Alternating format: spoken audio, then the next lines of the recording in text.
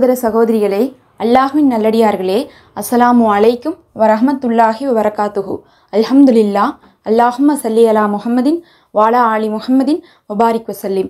இது உங்களுடைய இஸ்லாமிய பாதை சேனல். இன்றைக்கி நம்ம பார்த்தா இப்படி ஒரு துவா இருக்கான்னு நீங்கள் ஆச்சரியப்படுற அளவுக்கான ஒரு விஷயத்தை தான் கொண்டு வந்திருக்கோம். சும்மா ஒரு 2 வரி தான் இருக்கும். ஆனால் நபி ஸல்லல்லாஹு அலைஹி வஸல்லம் அவர்களுடைய 23 ஆண்டுகளுடைய துவாவை உள்ளடக்கியதாக இது இருக்குது. நபி ஸல்லல்லாஹு அலைஹி வஸல்லம் அவர்கள் நபித்துவம் கிடைத்ததுக்கு பிறகு அவர்கள் அல்லாஹ்வை வணங்குறாங்க. தொழுகை கடமையாக்கப்படுது. அதுக்கப்புறம் தொழுகிறாங்க. அதே மாதிரி பிரார்த்தனைகள்லாம் கற்றுக் கொடுக்கப்படுகிறது. இந்தந்த திக்ரு ஓதுங்க, இந்தந்த துவாக்கள் ஓதுங்க, இந்தந்த சூறாக்கள் ஓதுங்கலாம் கற்றுக் கொடுக்கப்படுது. முழு குர்ஆனும் இறக்கப்படுது. அவர்கள் எத்தனையோ அமல்கள் செய்திருப்பாங்க, எத்தனையோ பிரார்த்தனைகள் செய்திருப்பாங்க. ஆனால் நம்மளால் அது அத்தனையுமே செய்ய முடியுதான்னு கேட்டால் நமக்கு அது அத்தனையுமே தெரியவும் தெரியாது. அதே மாதிரி நம்ம அத்தனையுமே ஒரே நேரத்தில் நம்மளால் செய்யவும் முடியாது. எவ்வளவோ விஷயங்களையும் நம்ம ஹதீஸுகள்லேருந்து எடுத்து தினமும் வீடியோவாக போட்டுகிட்டே இருக்கோம். எத்தனையோ பேர் போடுறாங்க, ஆனால் இன்னும் கொண்டே இருக்குது. அவ்வளோ விஷயம் இருந்து கொண்டே இருக்குது. அப்படி இருக்கும்போது நம்மளால் எல்லா அமல்களையுமே நம்மளால் செய்து விட முடியாது. ஆனாலும் நமக்கு என்ன ஆசை இருக்குது? நம்ம தேவைகள் நிறைவேறணும். நான் ஏழையாக இருக்கிறேன், எனக்கு அல்லாஹ் செல்வத்தை கொடுக்கணும், என்னை பணக்காரனாக்கணும்னு எல்லாத்துக்கும் ஆசையாக இருக்குது.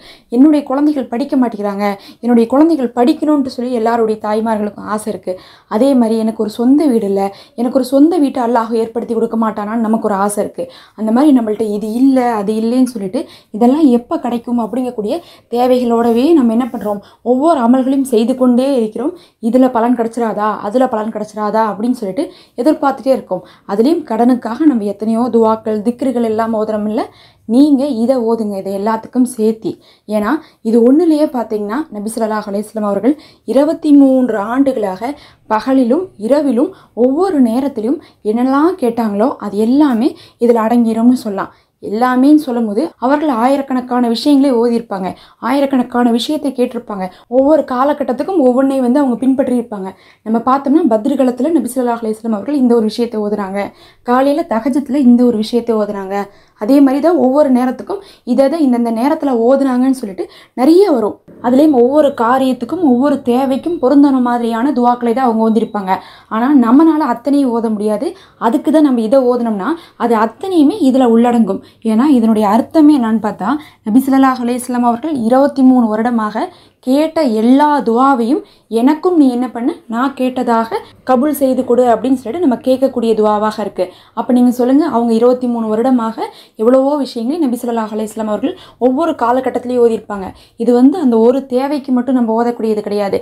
நபி அவர்கள் கேட்ட அனைத்து துவாக்களையும் அதனுடைய பலன்களோடு எங்களுக்கும் நீ நல்குவாயாக யா அல்லாஹ் அப்படிங்கக்கூடிய அர்த்தத்தோடு நம்ம ஓதுறோம். அந்த துவா தான் அல்லாஹும்ம இன்னி அஷ்அலுக்க மின் ஹைரி மா சஅலக அப்துக வ நபியுக்க வ அஊதுபிக்க மின் ஷர்ரி மா அதாபிஹி அப்துக வ நபியுக்க.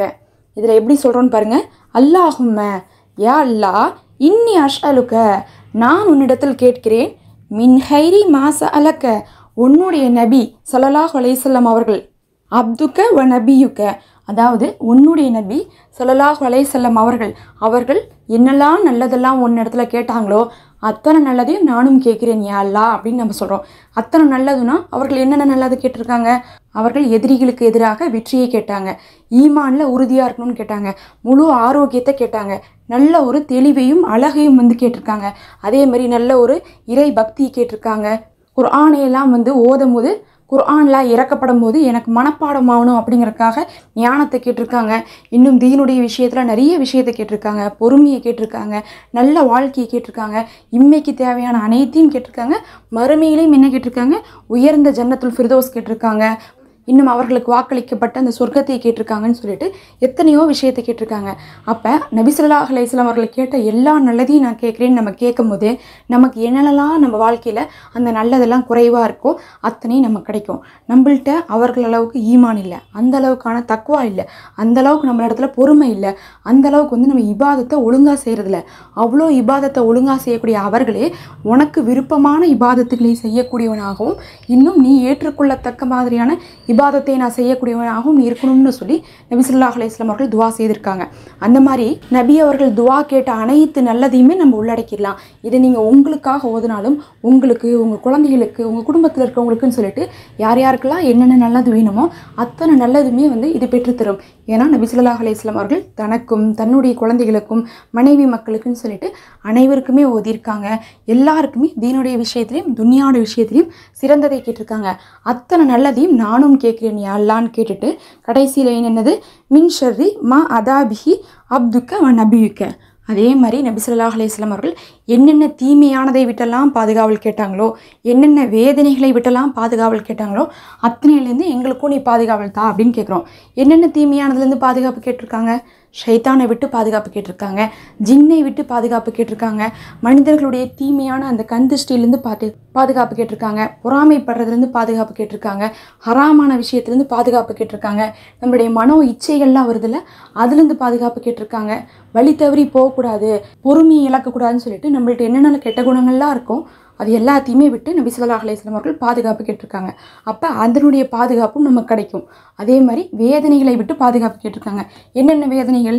உடல் ரீதியாக வரக்கூடிய வேதனைகள், மனவேதனை, மூளைக்கு நமக்கு தரக்கூடிய வேதனை. நம்ம சொல்லுவோமே மனசே ரொம்ப கஷ்டமாக இருக்குது, தலையெல்லாம் வலிக்குது, உடம்பெல்லாம் வலிக்குது, அந்தளவுக்கு எனக்கு வேதனையாக இருக்குது, நினச்சா கூட பொறுக்க முடியல அப்படின்லாம் நம்ம சொல்லுவோமே, அந்த வேதனையெல்லாம் விட்டு பாதுகாப்பு கேட்டிருக்காங்க. அதே மாதிரி கபருடைய வேதனை, நரக வேதனை, இன்னும் மறுமை நாளுடைய வேதனையை விட்டெல்லாம் அவர்கள் பாதுகாப்பு கேட்டிருக்காங்க.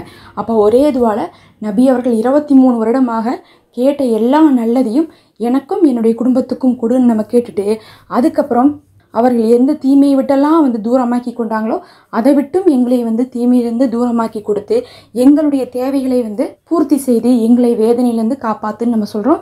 இதை நீங்கள் ஓதுறதுனால இத்தனை நாளாக நீங்கள் ஏதாவது ஒரு விஷயத்துக்காக நீங்கள் முயற்சி பண்ணி கிடைக்காம இருந்தால் கூட இந்த துவாவுடைய பொருட்டால் உங்களுக்கு இன்ஷா அல்லாஹ் கிடைத்து விடும். இதை நீங்கள் பொருள் உணர்ந்து ஓதி பாருங்கள். அல்லாஹ்வே போதுமானவன். ஓதும் போது நீங்கள் சலவாத்தும் ஓதிக்கொள்ளுங்க. முன்னாடி ஒரு 3 முறை சலவாத்து, பின்னாடி ஒரு 3 முறை சலவாத்து ஓதிட்டு நீங்கள் இதை ஓதுங்க. என்ன சலவாத்து வேணால் ஓதலாம். அதில் சிறந்த சலவாத்து பார்த்திங்கன்னா தரூதே இப்ராஹிம்னு சொல்லக்கூடிய சலவாத்து. அதனால் நீங்கள் முன்னாடி 3 தடவை சலவாத்து இந்த துவா, அதுக்கப்புறம் பின்னாடி 3 தடவை சலவாத்துன்னு சொல்லிட்டு நீங்கள் எப்போ வேணால் ஓதி விட்டு துவா செய்யலாம்.